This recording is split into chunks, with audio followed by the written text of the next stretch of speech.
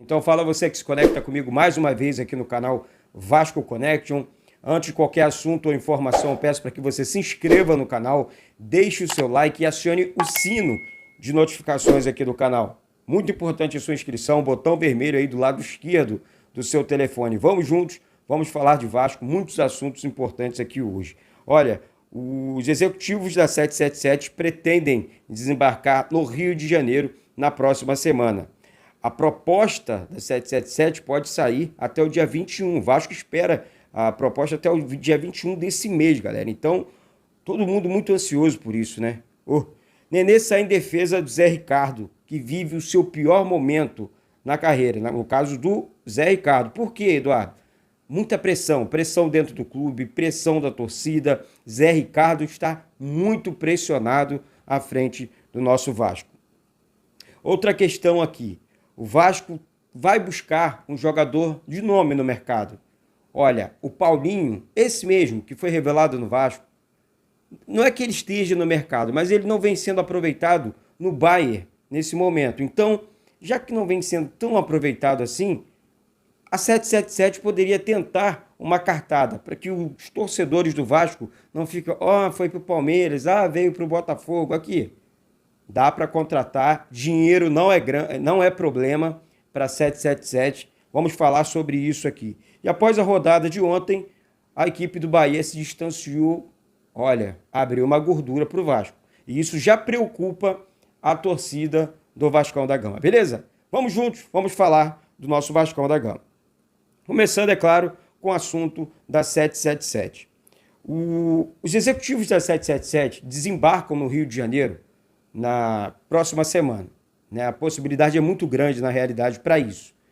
E a proposta, o Vasco espera essa proposta até o dia 21 desse mês agora.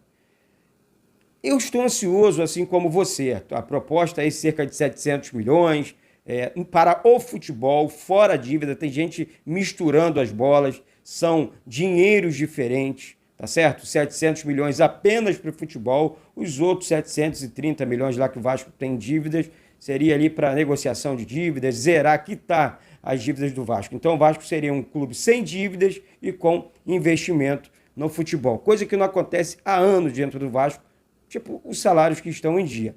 Claro, isso não vem se refletindo dentro de campo, porque uma coisa é o salário em dia, outra coisa é o campo que não funciona, o time não funciona.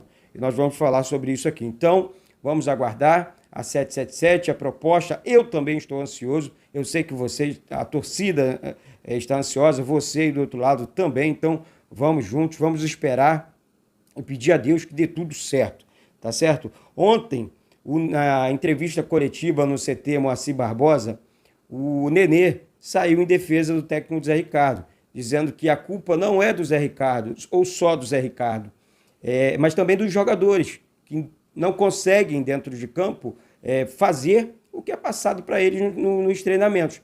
Mas, Nenê, o técnico Zé Ricardo ainda não conseguiu dar padrão ao time. Eu concordo com você que os jogadores também têm responsabilidade nisso tudo, os jogadores também têm que mostrar mais vontade e alguns aspectos dentro de campo. Acho que nem tanto é vontade. Acho que a galera está mostrando, está tentando, mas não é só isso. Falta sim o padrão de jogo, falta sim jogadas ensaiadas, falta muita coisa no time do Vasco para ficar um time ajeitado. O time do Vasco não é esse time ainda. O Vasco não tem uma organização dentro de campo. O torcedor, por exemplo, não sabe a formação tática do time. Por quê? Eduardo, por quê, Eduardo? Não tem um padrão de jogo, pronto. Enfim, então o técnico Zé Ricardo sofre a pior pressão na sua carreira.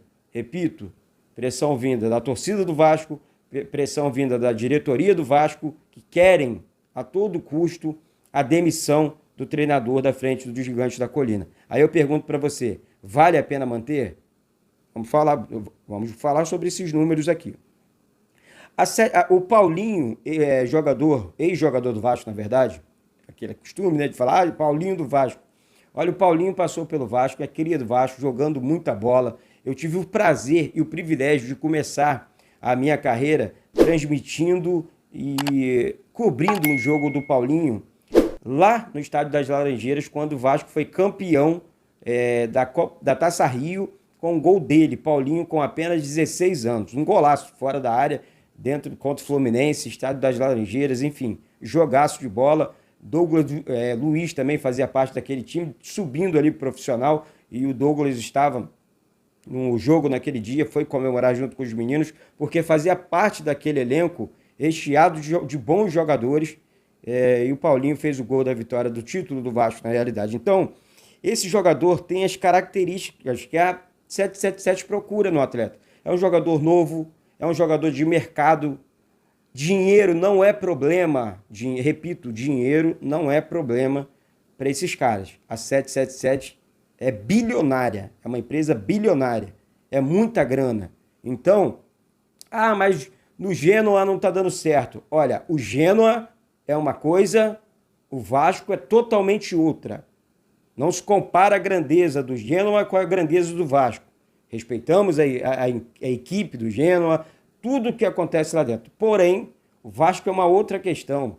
O futebol brasileiro é um futebol mais quente, mais pegado, mais disputado, sabe? O futebol sul-americano também. Então, galera, vamos prestar mais atenção na parada aí, porque o Vasco pode e deveria, sim, tentar uma cartada decisiva para tentar, sim, a contratação do Paulinho. Por que não? Com dinheiro em caixa, oferece um salário mais alto, um contrato de 2 anos, sei lá, tenta alguma coisa para vender camisa, para trazer o torcedor de volta e falar, olha, estou colocando jogadores de nome, jogadores de peso, jogadores que são acostumados, assim como o Paulinho, a vestirem a camisa do Vasco e com experiência na Europa, tá certo? Essa é a minha opinião. Eu sei que é muito difícil, mas nada nessa vida é impossível, tá certo?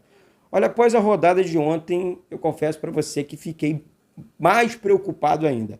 Eduardo, por quê? Galera, o Bahia venceu o jogo ontem, tá? Deixa eu confirmar contra quem. A equipe do Londrina, a equipe Vasco, quanto foi Vasco e Londrina? Eu vou deixar para que você comente aqui embaixo, sabe? E Novo Horizontino, 3-1 para cima do CRB. CRB, lanterna do campeonato, não ganha de ninguém, empatou com o Vasco, hein? E o Náutico e Guarani também empataram por 1-1. Enfim, o Bahia venceu. Foi a 13 pontos.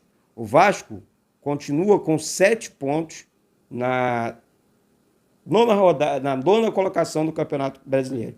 Ou seja, o Bahia abriu aqui 5 pontos de diferença para o Vasco. Início de campeonato.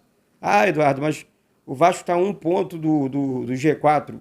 Não interessa, gente. A galera está subindo. A galera, Bahia, Grêmio, Cruzeiro, Chapecoense, Ituano, Sport, Náutico, Ponte Preta, é uma galera de peso na frente do Vasco, tá certo? Então o Vasco tem que acordar para a vida, né? Ontem nós tivemos a rodada Bahia 4, Londrina 0, Novo Horizontino 3, CRB 1, Náutico 1,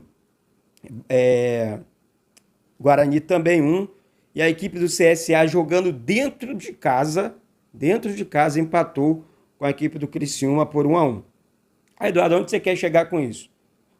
A equipe do CSA teve uma sequência mais árdua, mais dura de jogos aí. Jogou 4, 5 vezes aí nos últimos 15 dias, vamos falar. Aqui estou supondo aqui, mas foi mais ou menos isso. 5 jogos.